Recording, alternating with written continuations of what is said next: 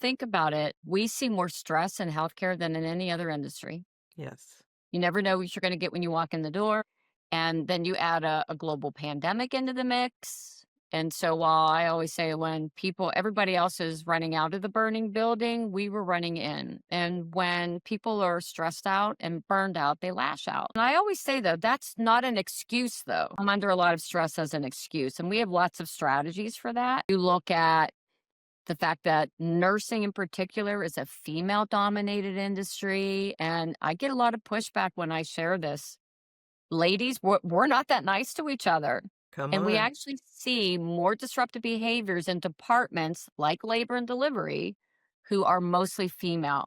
I see more female to female bullying than any other gender combination. The key, though, is to acknowledge them and not use them anymore as an excuse. It's to do something. Greetings, greetings, and welcome to your coach, Charlene, my new podcast that I have just merged together. And I am so honored to have Dr. Renee Thomas with me in the house. Welcome to the show, Renee. Thank you, Charlene. You and I have known each other now for a few years, and I've just loved seeing your growth out there with the podcast that you had before and now with this merged version. I'm really excited to be on your show. Yeah, well, I am so grateful. I want to, just because we're in the season of gratitude, I Mhm. would love to say thank you for, I met you when I was in this system and we actually were going through your program, which Yeah. was so necessary and it was so transformative. So I never forgot the work that you do and the one-on-one that I had because Renee is really good. She can pull stuff out of you. Uh-huh. And so we had an Yeah. opportunity to talk about some good stuff that Yeah. really inspired me to even be where I am today. So thank you for just your contribution to humanity. And I'm sure many people can say that. So Well, you're welcome. let's talk. We haven't Mm. chatted in a while. So first of all, I Sure. want you to tell people who you are. Yes. Well, I'm a nurse. I always start with I'm a nurse, like many of you who are watching or listening right now. Been a nurse for more than 32 years, and I've pretty much done everything you can do as a nurse. I mean, I've worked bedside, I was an educator, I was a frontline nurse manager, I worked in corporate, I worked for a managed care company, I was a home care nurse. So, seriously, you name it, I've Wow. done it. And it was when I had a corporate role and I was responsible for professional development of about 10,000 nurses. And I was doing a lot of focus groups and building programs, talking to a lot of nurses. And I realized that all they wanted to do was talk about how poorly they were being treated by the other nurses. And then it reminded me of my own experiences.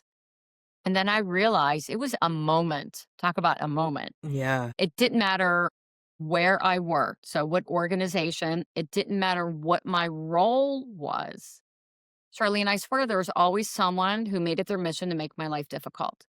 And I thought, you know what, working in healthcare is hard enough without worrying about your coworkers making it harder. And we've been talking about bullying and incivility for a century, but what are we doing about it? And I decided to quit a great job that I loved to start a company that was going to do something about it. And so now I'm the CEO of the Healthy Workforce Institute, and I've been doing this work for about 14 and a half years. And we help leaders and their teams eradicate bad behavior so that they can cultivate a healthy work culture. That's wonderful. So your why came from experience in your own personal Mhm. profession. And so unpack your why a little bit more because I know people are always like trying to find a reason to do something for humanity that's really meaningful. So I'd love for you to share a little bit more about that if you can. I'll give you two reasons that are really aligned with each other. One of them is I realized that one of my top three core values as a human is kindness. Mm. And when I know that there's cruelty out there, I can't just sit back and say, well, that's just the way it is. Have to do something because of that core value of kindness.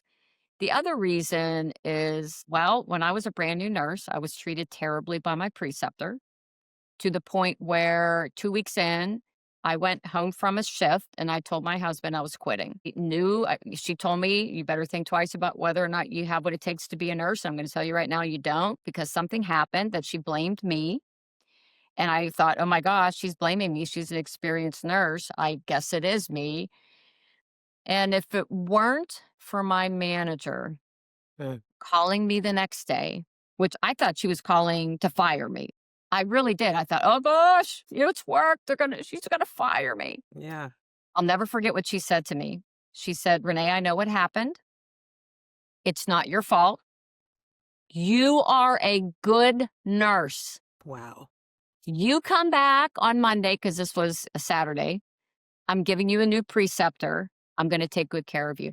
Charlene, if she wouldn't have called me, I would have quit nursing altogether. How many of us are out there right now with those same experiences who are no longer nurses because of one nasty human being? Absolutely. So I had to do something, and that's what I do.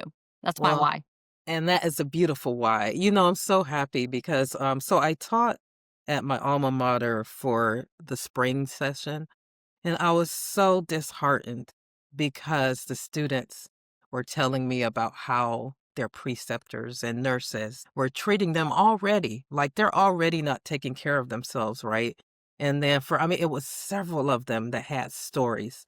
And my heart just bled, Yeah. honestly. And I literally thought about you because I know that you are really at war against incivility Yes. and bullying. And I'm so glad that you are. But every destiny moment requires a sacrifice.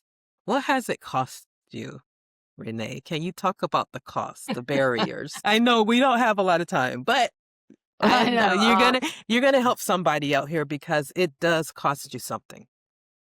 It does. I will tell you, there are days, Charlene, that this feels like a heavy burden. And, I sometimes go down that I have to do this martyrdom. Like I have to do this despite the fact that it's affecting my health. So what it's costing me with my family, my friends, my grandkids. And I've been really working hard on this over the last, especially year or so, because I am so committed to this mission Yes. that I was taking a look at my calendar and fitting things in all like early in the morning, late at night, because I have to do this work. And then I'm realizing that I'm going to get older, retire. I don't know what's going to happen to me, but I don't want to have regrets that I missed my grandkids growing up, that I wasn't present for my husband. And so it's me getting very intentional now about how I spend my time, what I'm willing to do and what I'm not willing to do. So I'm starting to set some boundaries. But I said this to someone not too long ago. For probably the first 13 years, I was trying to fit my life into my business.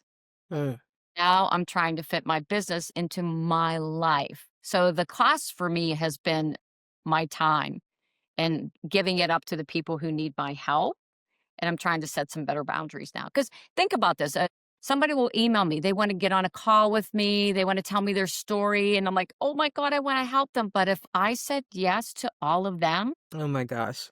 I would never sleep. So, yeah, setting boundaries. So, Renee, it really sounds like a deep calling that you have because Mhm, it's not like something that you're just doing. This thing is calling you to do something about it, right? mhm.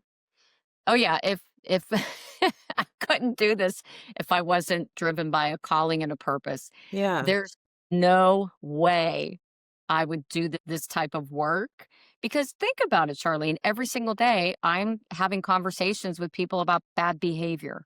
And that's why, like, I don't know if anyone who's watching can see my little be kind button here. Yes. It's just sort of a reminder to me that there's kindness for me to be kind, to don't allow all of that negativity to sort of implode me, but to just do the very best that I can to address disruptive behaviors and at the same time remind people that kindness matters and to be kind to each Absolutely. other. Dr. Renee, why is there such a issue with bullying and Yeah. incivility? Do you have any suggestions there why? You've seen it over the years. Oh, yeah. Well, when you think about it, we see more stress in healthcare than in any other industry. Yes. You never know what you're going to get when you walk in the door. And then you add a global pandemic into the mix. And so while I always say when everybody else is running out of the burning building, we were running in. And when people are stressed out and burned out, they lash out. And who did they lash out to?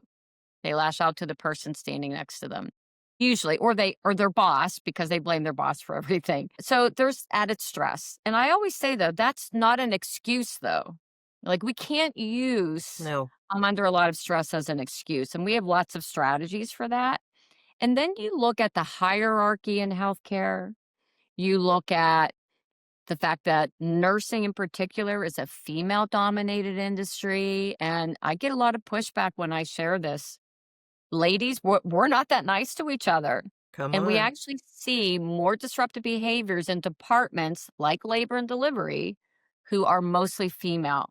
And, the data doesn't lie. We see more female to female bullying than any other gender combination. So there are a lot of reasons.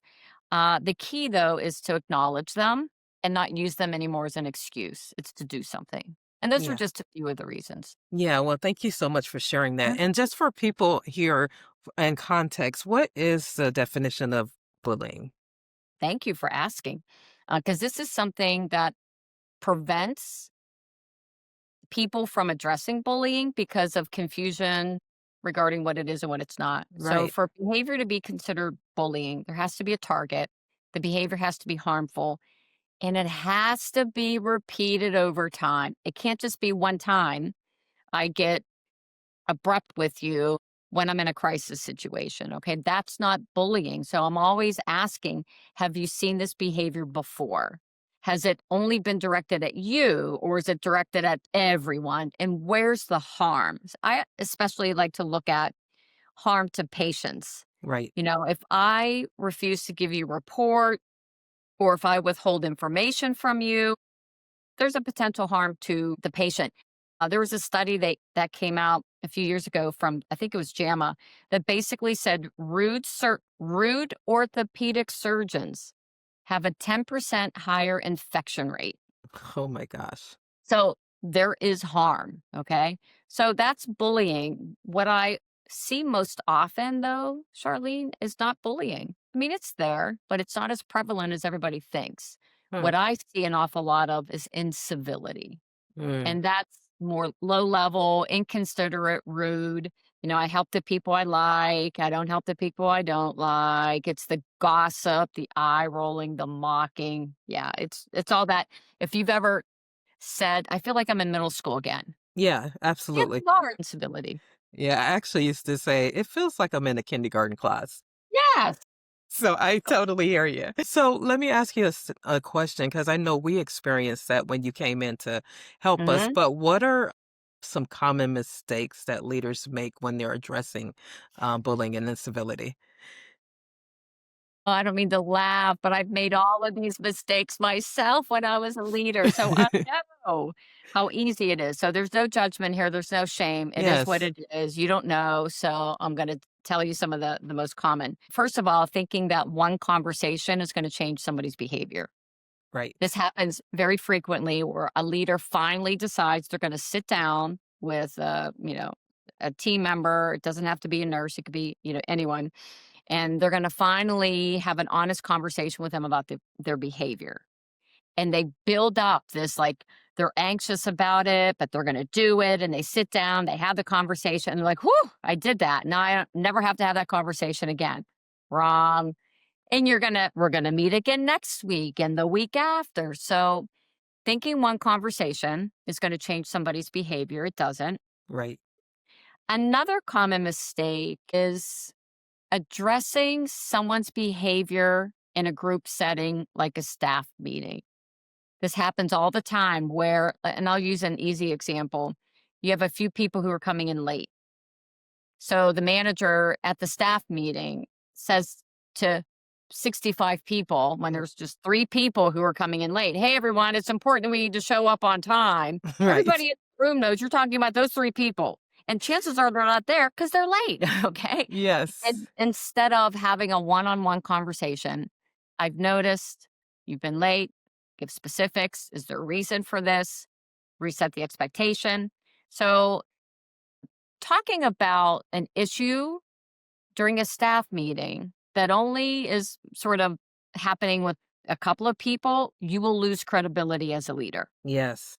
And Yes. again, everybody else knows you're talking about those two people, but that you don't have the courage to say something. to them. And then I'll give you one more. That is waiting to document until like you get to the point where I've had enough. You need to start that documentation trail right away. And the reason is because when we look at performance expectations, it's a lot easier to hold somebody accountable for performance than it is behavior. Right. Behavior is sometimes squishy. It's Yes. gray. He said, she said. It's not clear. What was their intention? So it's usually not a like one and done. Yeah, they did this and now, I can hold them accountable through some type of corrective action. It usually takes like you need to demonstrate that this is a pattern ongoing, and that's a documentation trail. So don't wait until you've had enough before you start documenting. That is so good. It just reminds me, I love what you said, the first one where there's only like maybe one or two people doing it, but the whole group Yeah, gets it. I used to get so irritated. I was like, man, why don't they just talk to the person? And we don't wasted want, my time. yeah. And Mhm. then it just, like you said, the credibility is like shot at that point because I'm like, you need to like be able to just do the thing, tell people what they need to know so they can at least know that there's something wrong. So I love that Dr. Renee. You know what's exciting? You have another book out. Yay, yay.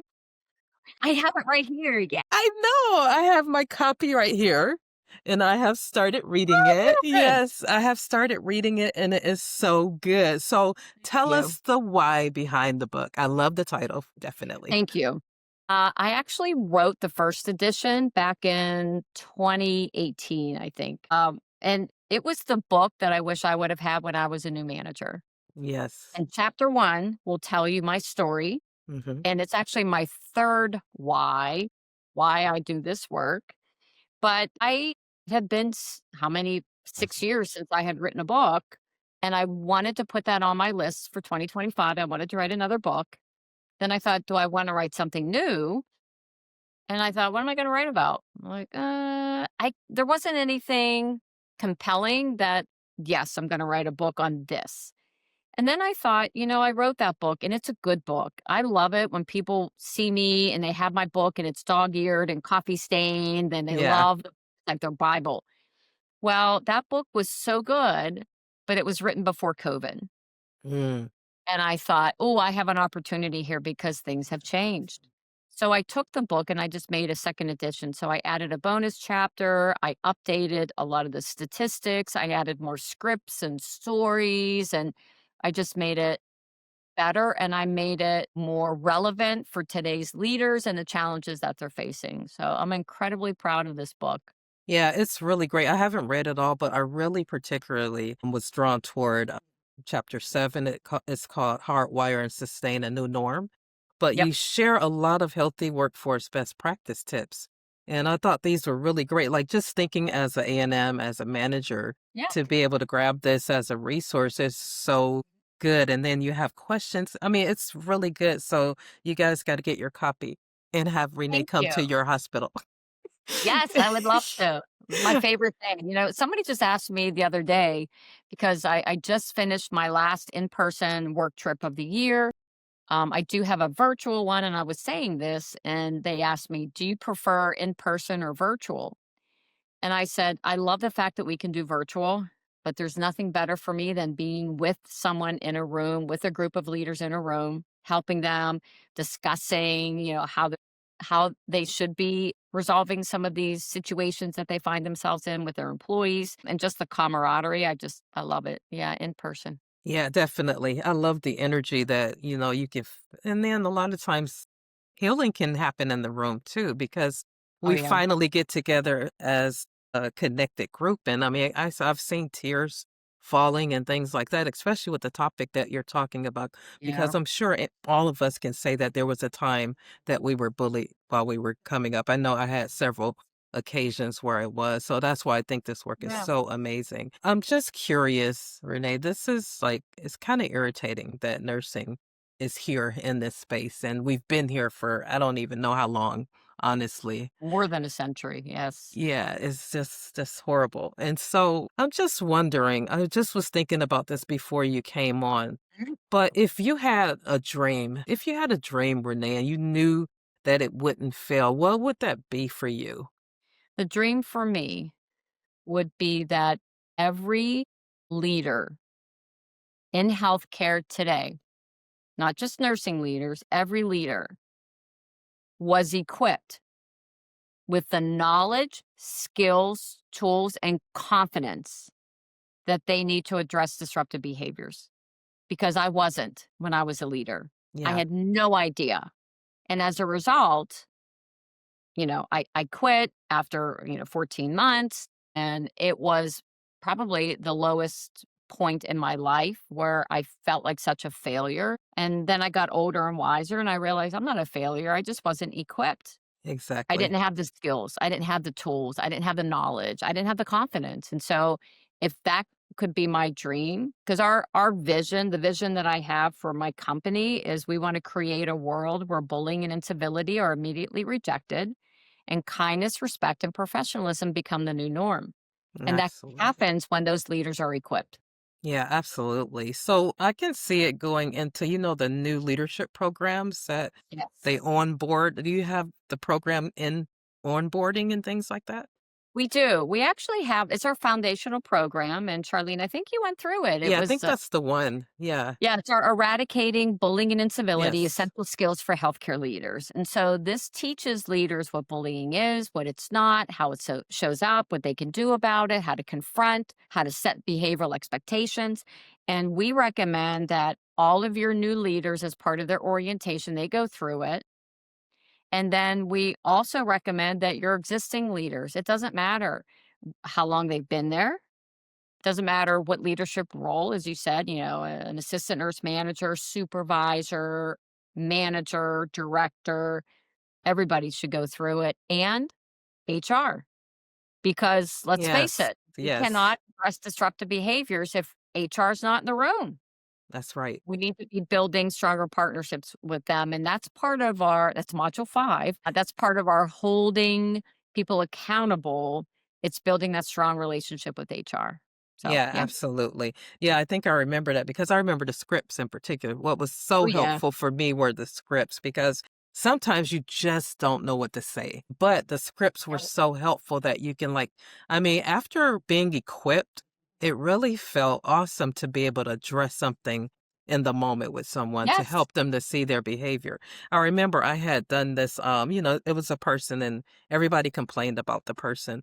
And so after taking your class, we started documenting, like you said, and we got to a point where it was like, okay, this is it. We can't do anything. We either gonna help you elevate or usher you somewhere else. Mhm. And we started going into the meeting, and the person, she says, well, I don't understand. Nobody else tells me this kind of thing. And I had like so much documentation that it Yeah. was like amazing. So I just love the work that you're doing. I thank you for your contribution to humanity. And so I want to leave it on some wisdom from Renee. I'm not even going to frame the question. If there is someone out there right now, Renee, that really is stuck in this bullying mode or even burnt out because of all of the things, what would you Yeah. encourage that person with? Yeah. First of all, you're not alone. A lot of times we think it's only me. I'm the only one going through this, especially if you're in a leadership role. Everybody else seems to be able to handle it. I'm the only one who can't. So you kind of beat yourself up. So if you've ignored disruptive behaviors before, you don't have a healthy work culture, first of all, give yourself some grace. I mean, look at me. I'm the expert now. And when I was that manager, I used silence as a strategy. I had no Mhm. idea Wow. how to address it. And then I learned. So, no, first of all, you're not alone. Second of all, even if you haven't addressed these issues before, give yourself some grace. You can start addressing them now. And, I think it's okay to really think in terms of if you're in a leadership role, is this the right fit for me? Mm, If it's causing you this much pain and stress and you're taking it home, I always try to remind myself we only have one life. How do you absolutely. want to live it? So, me, I decided I was going to do something about it.